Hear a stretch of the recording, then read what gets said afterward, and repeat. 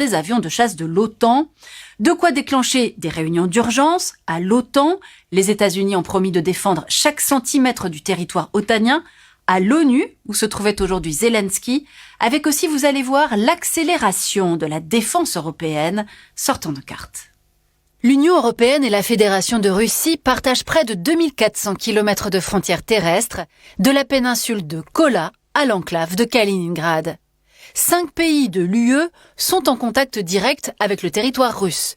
La Finlande, l'Estonie, la Lettonie, la Lituanie et la Pologne.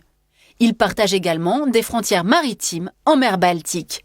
Signalons également l'île suédoise de Gotland, qui n'est distante que de 240 km de l'enclave russe de Kaliningrad.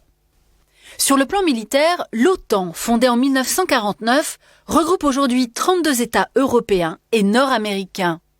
La Norvège, elle aussi, fait face à cette menace russe, elle qui est membre de l'OTAN, mais pas de l'UE.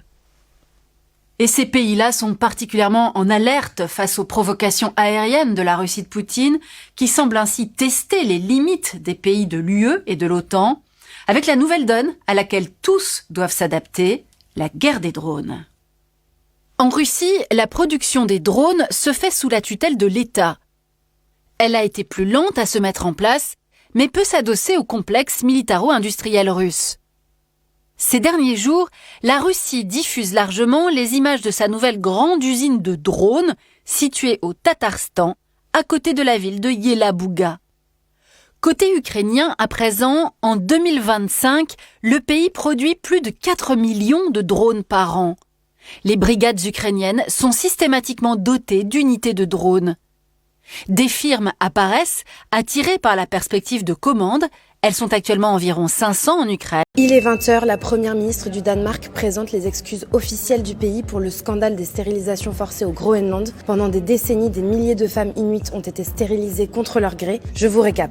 Alors ça a commencé à la fin des années 60 et ça s'est déroulé sur plus de 30 ans. Des médecins danois stérilisaient de force des femmes et des jeunes filles groenlandaises dans le cadre d'une campagne de contraception imposée par le Danemark. Le but, réduire le taux de natalité groenlandais. En tout, au moins 4500 groenlandaises pour moitié des mineurs ont été contraintes de porter un stérilet. Sans leur consentement, on leur installait le dispositif intra-utérin au cours d'une procédure qui était très douloureuse et traumatisante. Et si leur corps le rejetait, on recommençait sans cesse. Des stérilets destinés à des femmes ayant déjà accouché étaient posés sur des mineurs, alors que leur utérus était bien trop petit. Beaucoup en sortiront stériles à vie. Et pendant très longtemps, la plupart des victimes n'osaient pas en parler. Ce mercredi 24 septembre est donc un jour historique. La première ministre danoise Mette Frederiksen vient de présenter des excuses officielles et reconnaît enfin la responsabilité de son pays, ce qui a ému de nombreuses victimes présentes dans la salle.